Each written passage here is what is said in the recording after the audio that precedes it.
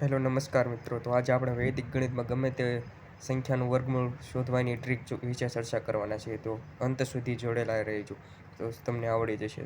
તો સૌપ્રથમ જોઈએ, આપણે ગમે તે સંખ્યાનું વર્ગમૂળ નીકાળવાનું છે. માની લો કે આપણે 576નું વર્ગમૂળ શોધવાનું છે. ધારો કે અહીં છેલ્લો ડિજિટ આપણે 4 અથવા તો 6 લઈ લઈએ. 4 અથવા 6 લીધા. હવે મેં તમને કહ્યું એ પ્રમાણે, જેમ કે ધારો કે આપણે 4નો વર્ગ કરીશું તો જવાબ આવશે 16. તેવી જ રીતના આપણે છે ને 6નો વર્ગ કરીશું તો જવાબ આવશે 36. તો અહીં જોઈ શકો છો, આ બંનેમાં કોમન છેલ્લો ડિજિટ 6 છે. તેવી જ રીતના આપણે પ્રશ્નમાં પણ છેલ્લો ડિજિટ 6 કોમન નીકળી આવે છે. માટે આપણે આપણી સંખ્યાનો છેલ્લો ડિજિટ 4 અથવા તો 6 બેમાંથી એક થશે. હવે તમે આ ટેબલ જુઓ, એક મેકેલું છે અહીં સાઈડમાં. તે જોતાં તમને ખબર પડી જશે કે વર્ગમૂળ નીકાળતી વખતે આપણે નંબરનો છેલ્લો ડિજિટ છે ને કયો રાખવાનો થશે. ફોર એક્ઝામ્પલ 144નું વર્ગમૂળ નીકાળવાનું છે, તો આપણે જવાબનો છેલ્લો અંક છે ને 2 અથવા તો 8 થશે, રાઈટ? તો જોઈ શકો છો, 2નો વર્ગ 4 અને 8નો વર્ગ 6 છે. બંનેમાં 4 4 કોમન આવે છે, તો 2 અને 8 આપણો છેલ્લો ડિજિટ થશે. માની લો આપણે 1521નું છે ને સ્ક્વેર રૂટ નીકળવાનું થશે. તો એક વાત તો ક્લિયર છે, આ જવાબનો છેલ્લો અંક છે ને કાં તો 1 આવશે કાં તો 9 આવશે. જોઈ શકો છો. આપણે ટ્રીક વિશે ચર્ચા કરીએ તો અહીંયા છે ને 15 આપણે ટ્રીક વિશે જોઈએ તો અહીંયા આપણે છેલ્લા ડિજિટ છે ને બે ડિજિટ કેન્સલ કરી નાખશું. 21 ને કટ કરીને વધ્યા છે ને 15 ને સાઈડમાં લખવાના. આપણે એવી સંખ્યાનો વર્ગમૂળ શોધવાનું છે એક્ઝેક્ટ 15 ની પહેલા આવતી હોય. 15 થી નાની સાઈડમાં લખવાનું રહેશે. અને 15 ની પહેલાનું વર્ગમૂળ છે ને ધારો કે 9 લેવાનું પહેલા આવે છે 9. 15 ની બાદ આવે છે 16 નું પણ વર્ગમૂળ આવે છે. તો અહીંયા આપણે છે ને નાની સંખ્યાને લેવાની વધી જશે, માટે 16 નહીં લઈએ. 15 કરતાં 16 વધારે છે માટે આપણે 16 નહીં લઈએ, કારણ કે અહીંયા આપણે 9 ને લઈએ. એક્ઝેક્ટ 15 ની પહેલા આવતી વર્ગમૂળ વાળી 9 નું વર્ગમૂળ નીકળે છે 9 નું વર્ગમૂળ થશે 3 છે ને. આપણો યુનિટનો પ્રથમ ડિજિટ થઈ જશે 3. તો અહીંયા આપણે 3 ને લઈએ. કાં તો આપણો જવાબ 31 અથવા તો 39 બંનેમાંથી એક થશે. હવે આમાંથી આપણે કઈ રીતના જવાબ શોધશું તે જોઈએ. 3 ની તેની આગળની છે ને 4 ની સાથે ગુણાકાર કરવાનો રહેશે, તેની આગળની સંખ્યા સાથે.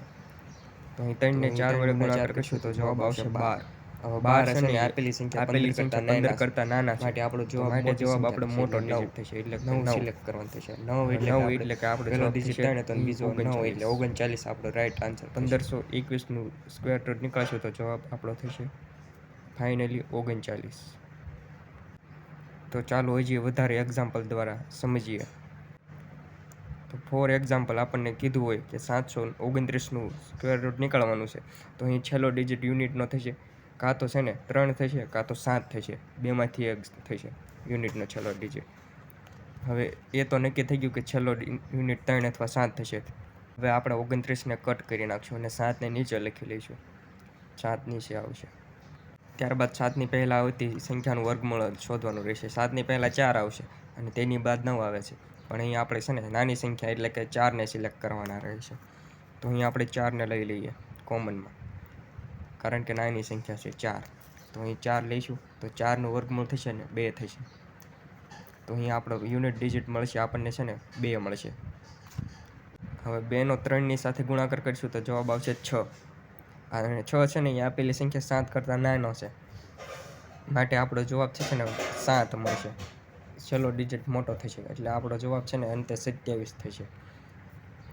6 અને 27, તો આપણો રાઈટ આન્સર 27 થશે. એક ઉદાહરણ દ્વારા આપણે સમજીએ તો હજી એક્ઝામ્પલ તરીકે આપણને છે ને 1816નું વર્ગમૂળ શોધવાનું કીધું હોય, તો યુનિટનો છેલ્લો ડિજિટ છે ને 4 અથવા તો 6 થશે. આપણો યુનિટનો છેલ્લો ડિજિટ 4 અને 6 બંનેમાંથી એક થશે. આપણે 16ને કેન્સલ કરી નાખશું તો 108 વધશે. 108ને એવું વર્ગમૂળ શોધવાનું છે 100 અને 21 બંને એની આસપાસ આવે છે. હવે આપણે 100ને સિલેક્ટ કરીશું, કારણ કે તે તેની નાની સંખ્યા છે. 100નું વર્ગમૂળ થશે 10, માટે અહીં 10 ગુણ્યા 11 કરીશું તો જવાબ આવશે 110. 110 આપેલી સંખ્યા કરતાં મોટા છે, માટે આપણો જવાબ છે ને નાનો ડિજિટ થશે, કારણ કે 104 આપણો જવાબ થશે. આપેલી સંખ્યા કરતાં નાના છે, માટે આપણે 4 મળશે. 10 અને 4 બંનેને જોડશે તો આપણો જવાબ મળશે અંતે 104.